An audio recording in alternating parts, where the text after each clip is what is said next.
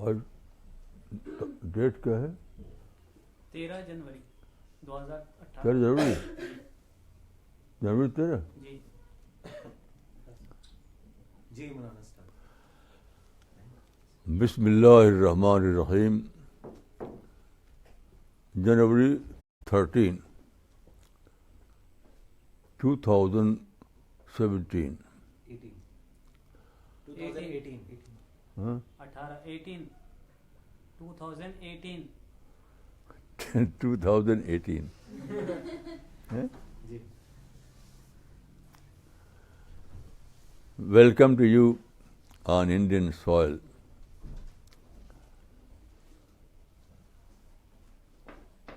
I want to say a few words about Islam. First of all, I acknowledge the Indian system. Indian system allows us all kind of freedom to live according to our religion, and also to spread the peaceful message of Islam without any kind of restriction. Now, there are two aspects of Islam: ideology and method. In terms of ideology, Islam is a religion of Tawheed. Tawheed means oneness of God. There is no God but one God. God Almighty is the only creator of this universe. He is the only sustainer of this universe. And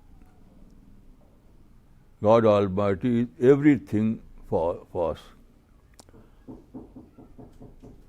So it is our duty to acknowledge God Almighty. His method.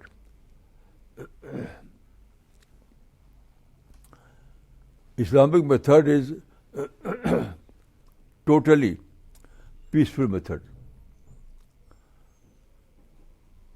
Islam does not allow any kind of violence, any kind of hate, any kind of war. Islam believes in management rather than confrontation. If we find some problem, so we have to manage the problem rather than opt for confrontation or violence.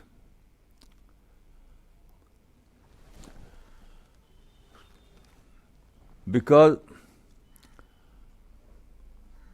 if you want to achieve anything, if you have any mission, so there is no option for you except peace. Through peace you can achieve everything, and through violence you cannot achieve anything. Violence leads to destruction and anarchy.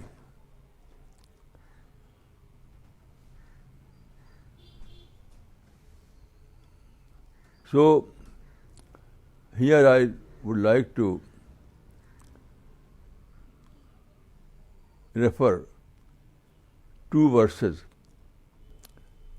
two references. First is from the Quran. Quran says, "Qul huwallahu ahad." Qul huwallahu ahad. It means that God Almighty is only one. There is no two of God or more God. So God is one. God is creator and sustainer and everything. About method, I would like to refer a saying of the wife of the Prophet, Aisha. Aisha is believed to be the most authentic source of the Prophet's saying, of his Prophet's thought. So Aisha said, "Ma khuyyira Rasulullah sallallahu alaihi wasallam bain amrayn illa ikhtara aysarahuma." It means that whenever the Prophet had to choose between the two, he always opted for easier option rather than harder option. Now, what is easier course and what is harder course? It is very clear that violent method is harder option, while peaceful method is easier option. So, Islamic ideology is based on Tawheed, that is oneness of God, and its method for every situation is based on peace. Peace is the only option for Islam.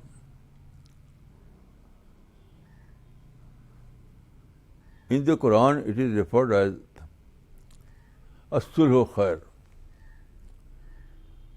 As-sulhu khair is a Quranic verse. It means peace is the best. As-sulhu khair means peace is the best. In other words, peace is the summum bonum in human affairs. Peace is the summum bonum. So Muslims have no choice in this regard. They have to opt for peaceful method. If they feel there are some problem, so they have to opt for negotiation, peaceful negotiation. They are not allowed to go to war. No.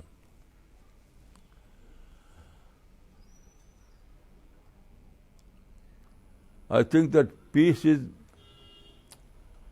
master formula. Peace is the master formula for all kind of problem. For example, if you want to establish social harmony,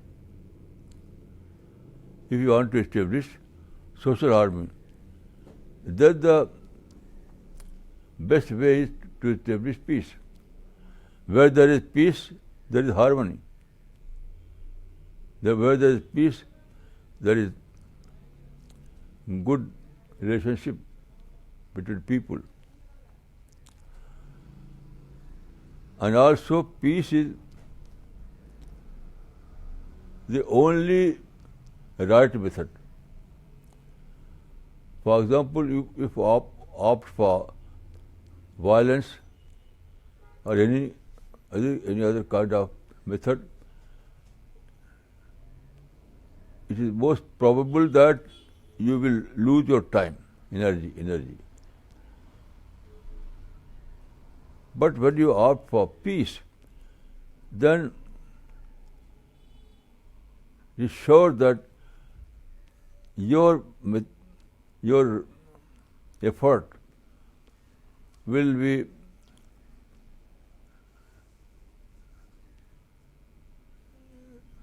go to resultful. If you want any positive result, then there is no other option for you except to opt for peaceful method. I published a book on this subject, and the title is prophet of peace. Prophet of peace. In this book, I have there you can find all the details of his life, his activities, how he started his mission, how his mission was spread all over the Arabia, how his mission was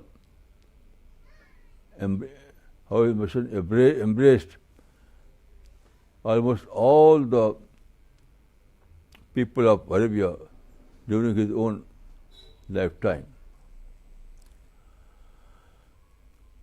It is fact that there were some, that was Prophet of Islam started his mission in 610 AD. That was tribal age, and tribal age was age of war. Tribes do nothing except war. Peaceful method was not in their dictionary. Peace was not in their dictionary. But Prophet of Islam introduced peace as a most useful message, most useful method. In Arabia, in the history of Arabia, Prophet of Islam was first to introduce peaceful method, and people were tired of violence, so in a short time they accepted his message.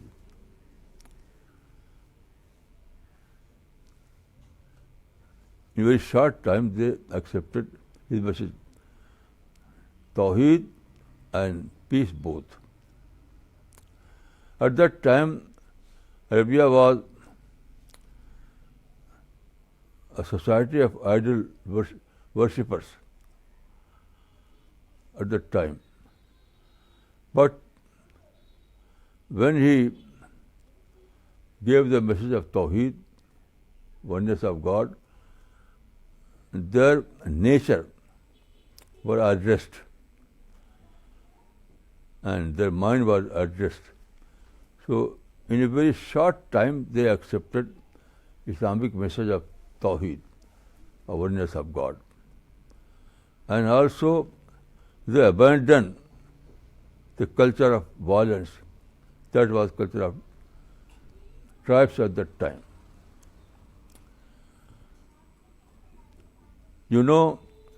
Tribal culture was culture of war and violence and hate.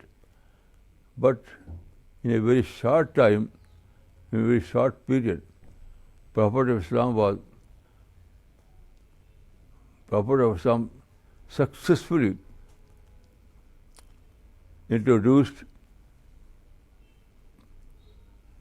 peace as right method, and the whole Arabia accepted his message, and Arabia became a peaceful country. All these things I have. If you want to know the detail of his mission and his method, you can go through my book, Prophet of Peace.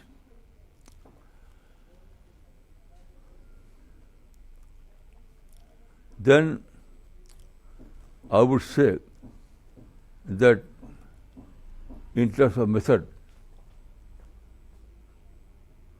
the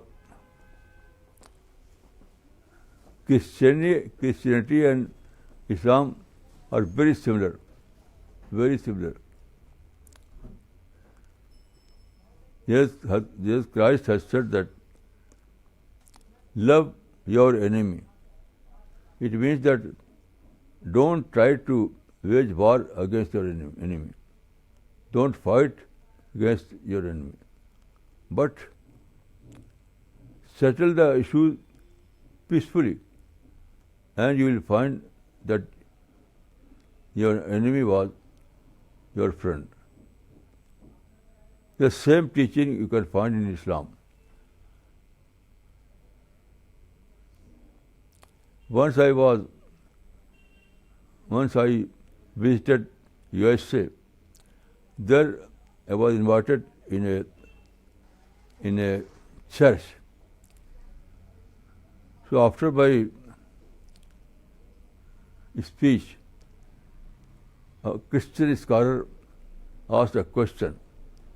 He said that in Christianity there is teaching, love your enemy. Can you cite any such teaching in Islam also? I said yes. Then I recited a verse from the Quran.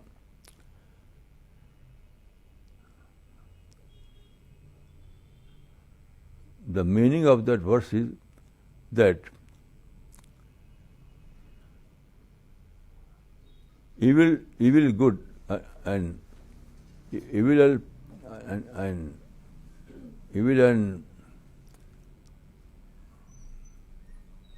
in war and peace are not equal. Return good deed offer good deed in return of bad deed. Now you will find that your enemy has become your dearest friend.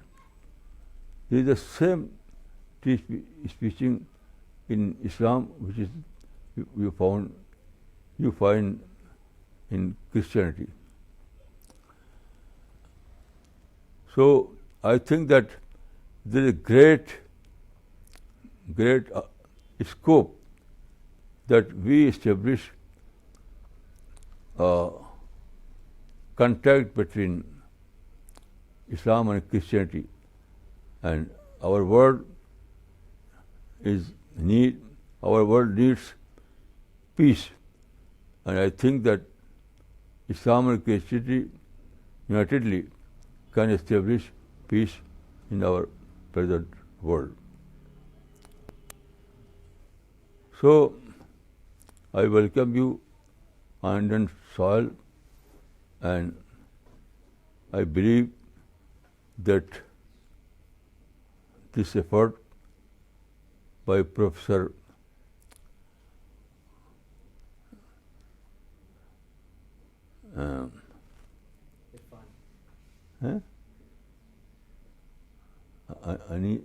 Irfan Anees Irfan Umar हैं? इरफान उमर हैं? इरफान उमर क्या कहे? Professor Irfan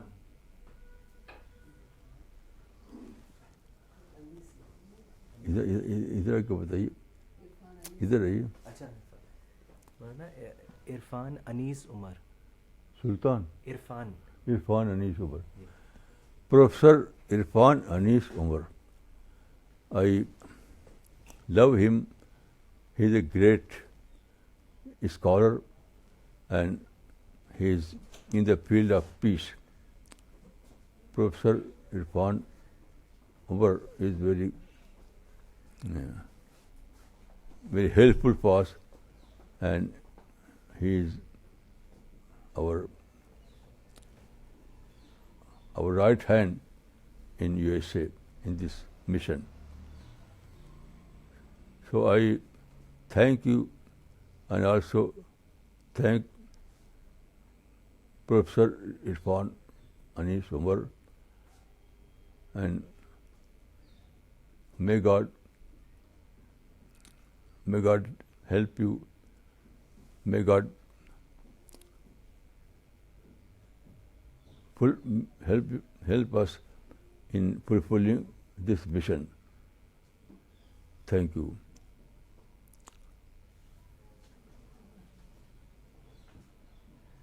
Okay, so Mariam, may I request you, why don't you share your experience and then we can go on to the interaction session. You can sit next to Mariam. Okay, to Jim's place.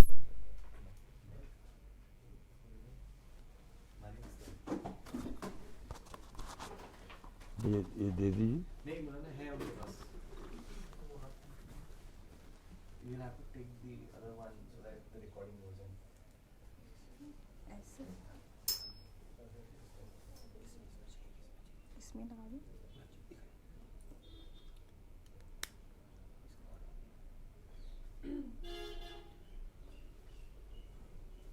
मैं इसको ऊपर कर लूँ.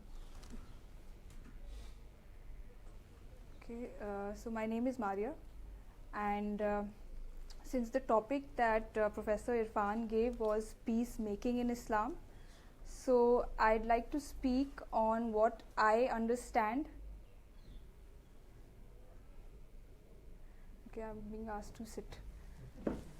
So I'd like to speak on what I have understood on this subject through Maulana's writings. So as far as the subject of peacemaking in Islam is concerned, I think there are two aspects to it. First, I think, is the individual aspect. That is, at the individual level, what should a person do? And that, I think, is that the root of violence, as Maulana explains, is negative thinking.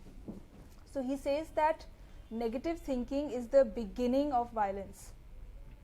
So in his literature you will see that there is a lot of emphasis on positive thinking, and this is what we also learn from the life of the Prophet. And why I think emphasis on positive thinking is very important is because I have met several Muslims who I have seen might not be actively engaged in violence, but I see that they do harbor ill feelings and bitterness for others. And I think this feeling of hatred and negativity, this is what ultimately culminates into violence and leads to deviation from peaceful behavior. And this is why Maulana in his writing says that it is very important for Muslims today to have positivity for others. And he also says that this positivity should be unilateral, in the sense that you should be unilaterally positive and peaceful towards others. And he has derived this principle from the life of the Prophet, because the Prophet was unilaterally peaceful towards others, unilaterally positive towards others. So if you read the life of the Prophet, you will see that many negativities and many unpleasant and unwanted experiences happened with him, but still he was positive and peaceful. So Maulana explains that you cannot, to be positive, you cannot lay down the condition that if everything is ideal, if everything is according to your way of thinking, only then you will attain positivity. You should be positive in spite of experiencing unpleasantness from others, in spite of the unwanted situations. And secondly, I think at the social level, when it comes to peace, what is most important is avoidance. We all should practice avoidance and tolerance, because in the Indian context, if you see, what happens is that people generally get provoked at very trivial issues, and instead of diffusing the conflict at the first instance, they allow it to escalate and it becomes a full-fledged dispute, and in many cases it also becomes a riot. So the culture of avoidance is also something that Maulana lays a lot of stress on. So he says that, for example, he has a book called Non-Violence and Peace Building in Islam. So in this book he shows that if somebody hurls abuses at you, which often happens in society, or if somebody makes inflammatory speeches against you or your religion or your Prophet, then you should avoid it.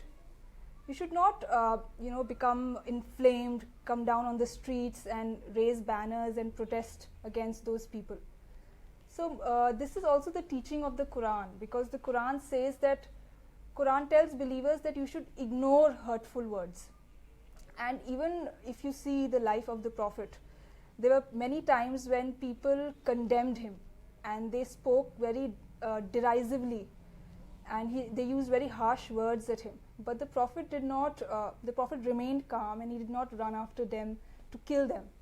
So I think avoidance is very important to maintain peace at the social level. And why Islam tells believers to follow the principle of avoidance is because Islam wants people or Muslims to work towards something constructive and positive. So if they get enmeshed every time in something trivial, if they get provoked and start fighting, they won't be able to attain anything constructive. They won't be able to work towards their cause. Therefore, believers are told in Islam to be tolerant. And one more point which I would like to make in this respect is, and something which has made me understand Islam, and which I have understood from Maulana's writings, and that is Islam is not a religion of imposition. Islam is a religion of individual following. That means the teachings of Islam are meant to be followed in one's individual life. Believers are not duty bound to enforce Islam on others.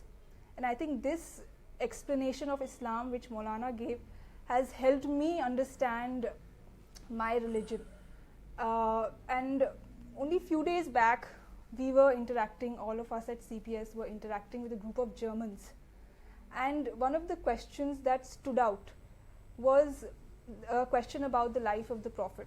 And often people have this question, this notion is very prevalent, and that is that the Prophet had two phases of his life, the Makkan phase and the Medinan phase. So one of the Germans said that in the Makkan phase the Prophet was peaceful, etc., and in the Medinan phase he went about commanding armies and he went about becoming an emperor, etc. But I think this notion in itself is incorrect. Of what I understand after I've read the life of the Prophet from the original sources, I feel that the Makkan and the Medinan periods were both essentially the same. I think in both periods the Prophet preached the message of Islam peacefully, and his concern was one, that is to impart spiritual teaching to his followers and to help them develop their character and to tell them about the purpose of life. So I think the goal of the Prophet was spiritual in essence, and I think that is what differentiates the Prophet from being an emperor or a ruler, because an emperor or a ruler wants to subjugate people and wants to rule over them, so he uses war and violence. But that, I think, is not the goal of the Prophet. The goal of the Prophet was to spiritually train people, and that is why for spiritual training you cannot use war or violence. You have to use peace. So I think it's very important to read the Quran, as Maulana explained, and to read the life of the Prophet from its original sources, and also read the sayings of the Prophet to understand Islam. And if we do that, I think we'll realize that peace is the foundation of Islam. No activity of Islam can be done without peace. And if there have been wars in the life of the Prophet, so as Maulana explained, the Prophet was born in the 7th century, it was a tribal age, so he was dragged into few wars, but those wars were defensive, and those wars were I think they should be taken in their context. They should not be drawn out of context, and they should not be taken as a general commandment. So I can say that as Maulana says, that peace in Islam is the rule and war is a rare exception. Thank you. So thank you, Maria. So we can open the interaction session. Rajat? You can ask. No, you sit there. You come here. This is for the questions. Yes, I had a question. One of the things that was brought up today was the secularism of India, and Maulana had addressed it and thanked it for allowing Islam to flourish in the way it has here. And I was wondering, what parts of Islam do you think are brought out most in that secularism? And as a second part to that question, what can we do to help change that secularism to allow more parts of this peaceful Islam